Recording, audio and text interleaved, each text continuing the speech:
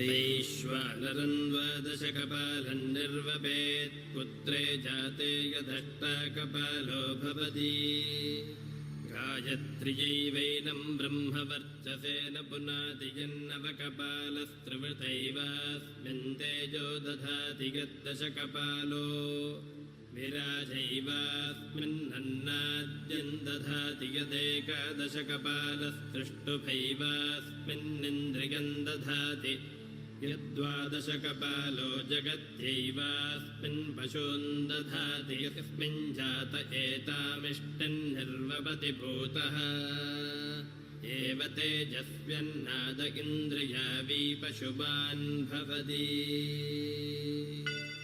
बाबा, आप इंद्र के लिए यज्ञ क्यों कर रहे हैं? हमें इंद्र को प्रसन्न करने के लिए हर साल ये यज्ञ करना ही पड़ता है ताकि वो हमें बारिश दे। वैसे ही जैसे हर वर्ष हमें महाराज कंस को कर चुकाना पड़ता है। अरे नहीं बच्चों, इंद्र देव बुरे नहीं हैं, वो तो बारिश के देवता हैं। पानी जीवन के लिए अति आवश्यक होता है, इसीलिए हम हर साल यज्ञ के द्वारा इंद्र देव की पूजा करते हैं। परंतु बाबा, वो तो उनका कर्तव्य है, वो तो भगवान विष्णु के आदेश का पालन कर रहे हैं। देखो कृष्णा, ये बहुत पुरानी प्रथा है और हमें इसे तोड़ना नहीं चाहिए। बाबा, फिर हम धरती की पूजा क्यों नहीं करते जो हमें सब कुछ देती है, और सूर्य की जिससे जीवन मिलता है, और यमुना की क्यों नहीं? कृष्णा, तुम सही कहते हो, लेकिन ये संभव नहीं है। हम सदियों से चलती आ रही इस प्रथा को अकस्मात ही तोड़ नहीं सकते बेटा। परंतु बाबा, क्या हमें आंखें बंद करके प्रथाओं को मान लेना चाहिए? वो तो भगवान विष्णु हैं, जो इंद्र और सभी देवताओं को शक्ति प्रदान करते हैं। कृष्ण बिल्कुल सही कह रहा है। सभी देवता भगवान विष्णु के आदेशानुसार काम करते हैं, और वैसे भी वेदों में इंद्र के लिए अलग से यज्ञ का विधान नहीं है। हम ग्वाले हैं, हमारी संपत्ति हमारी गायें हैं, और वो भोजन के लिए निर्भर करती हैं इस गोवर्धन पर्वत पर। हम भी सभी चीजों के लिए गोवर्धन पर निर्भर करते हैं, इसलिए हमें गोवर्धन की पूजा करनी चाहिए, ना कि इंद्र की। मेरे वृंदावन के प्यारे मित्रों, हम सबको गोवर्धन पर्वत का हृदय से आभारी होना चाहिए। आप स्वयं ही देख लीजिए गोवर्धन पर्वत के इन चमत्कारों को, जो वृंदावन का जीवन है। हमारी गायें इसके जंगलों की घास चरती हैं और हमें मीठा मीठा दूध देती हैं। इसके झरने हमारी प्यास बुझाते हैं। इसके मैदानों में हमारी फसलें और फल उगते हैं। इसकी लकड़ी से बने घर हमें सुरक्षा देते हैं। मित्रों, हमारा जीवन इंद्र पर निर्भर नहीं करता, बल्कि गोवर्धन पर्वत पर निर्भर करता है।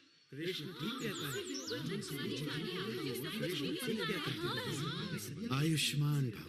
ये सब इंद्र देव की नहीं, गोवर्धन की कृपा है।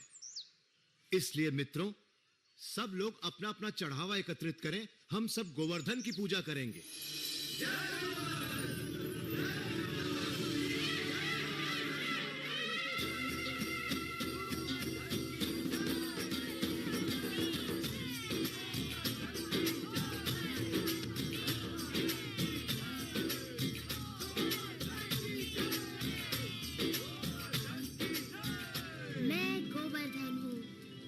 तुम्हारी प्रार्थना से बहुत प्रसन्न हूँ। अगर तुम सभी अपने पशुओं के साथ मेरी परिक्रमा करोगे तो मैं बहुत प्रसन्न होऊंगा।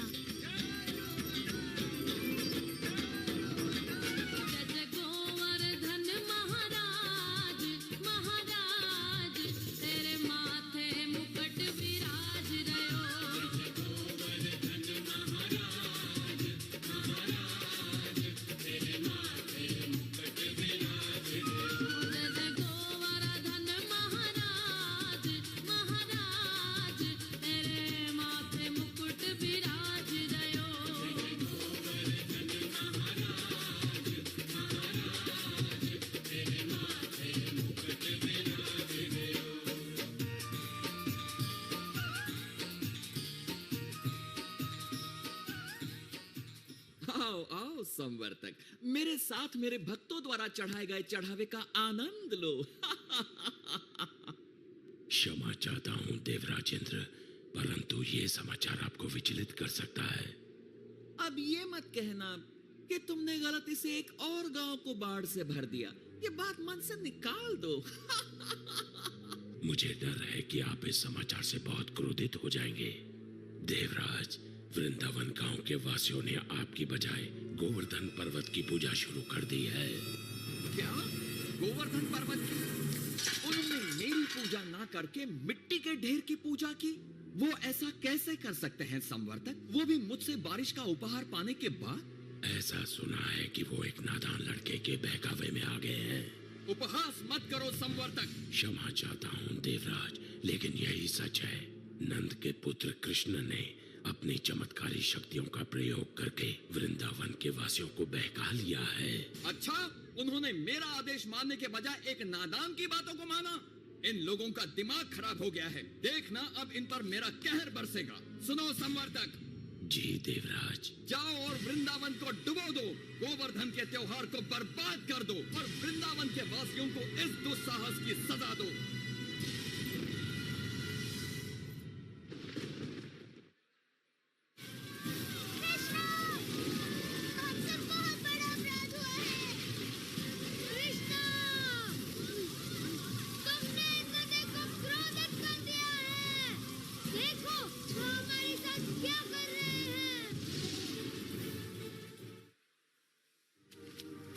इंद्रदेव हम सभी का विनाश करने पर तुले हैं। कुछ करिए नंद महाराज। मेरे प्यारे कृष्ण, मैं जानता हूँ तुम हमारा हित ही चाहते थे, लेकिन तुमने इंद्रदेव को कुपित कर दिया। हमें इसी समय उनसे क्षमा मांगनी चाहिए। परंतु बाबा, देखो बलराम, बाबा ठीक कहते हैं। ये सब मेरी सलाह के कारण कष्ट भोग रहे हैं। अभी भी देर नहीं हुई। हम इंद्र से क्षमा याचना कर सकते हैं। रुको, कृष्ण कभी भी हम पे या हमारे वृंदावन पे आंच नहीं आने देगा, कभी नहीं। आपने सच कहा माँ। आप सबके लिए मेरा प्रेम इंद्र की इस दुष्टता से बहुत बड़ा है। वृंदावन की रक्षा मैं अवश्य करूँगा। कृष्णा, मेरे बच्चे।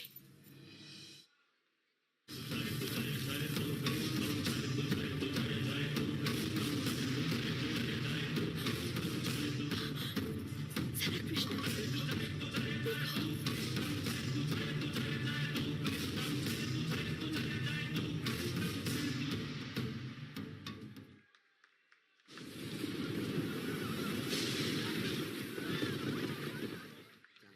देवराज, आपके योद्धाओं ने पिछले 6 दिन और 6 रातों से तूफान मचा रखा है, जिसमें आग की तरह बिजली कड़क रही है और घनघोर वर्षा हो रही है।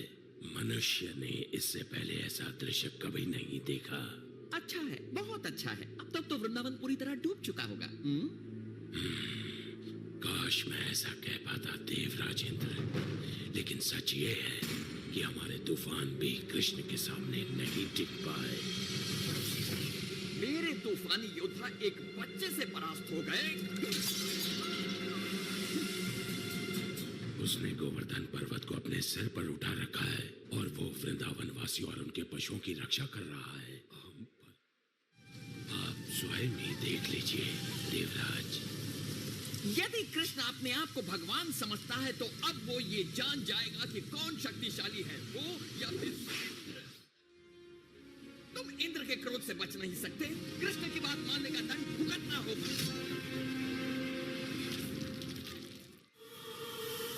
कृष्णा, कृष्णा हमारी रक्षा करो। इंद्र गोवर्धन पर्वत को नष्ट कर रहे हैं।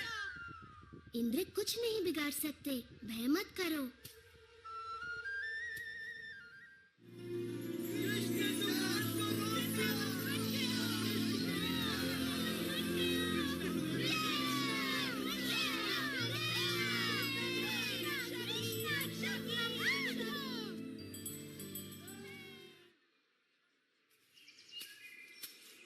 देवराज इंद्र, मैंने देखा आप मुझसे कितना स्नेह करते हैं। अन्यथा मेरे प्रतिकार के बाद भी आप मुझसे मिलने यहाँ क्यों आते? कृष्ण, प्रतिकार तो मैंने किया है आपका। मैंने बहुत बड़ी मूर्खता की। भूल गया था कि मुझे शक्तियां आप ही से प्राप्त होती हैं। मैं सदैव आपका सेवक रहूंगा। मैं आपसे क्षमा मांगता हूँ। देवराज, आपको अपनी शक्ति का बहुत अभिमान हो गया था और ऐसा मैंने इसलिए किया ताकि आपका अभिमान तोड़ सकूं। जाइए, मैं आपको क्षमा करता हूँ। इतना असाधारण बालक हमारे साथ यहाँ वृंदावन में रहने आया है। मैं तो बस इतना जानती हूँ कि ये मेरा प्यारा बच्चा है, मेरा दुलारा कृष्णा। कृष्णा की जय।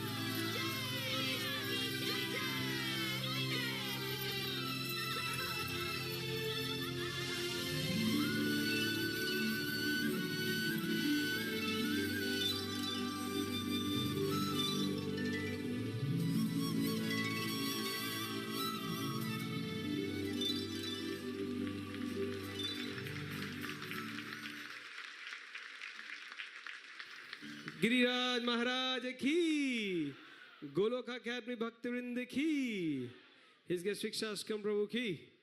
प्रभु जी शिक्षाश्रम ने बहुत सुंदर ये गोवर्धन लीला प्रकट की हम सभी के सामने। बिग हरि बोल फॉर देम। हरि बोल। Hare Krishna. Thank you so much प्रभु जी। हरि बोल। Hare Krishna. Hare Krishna. Now we have the next programme, the lecture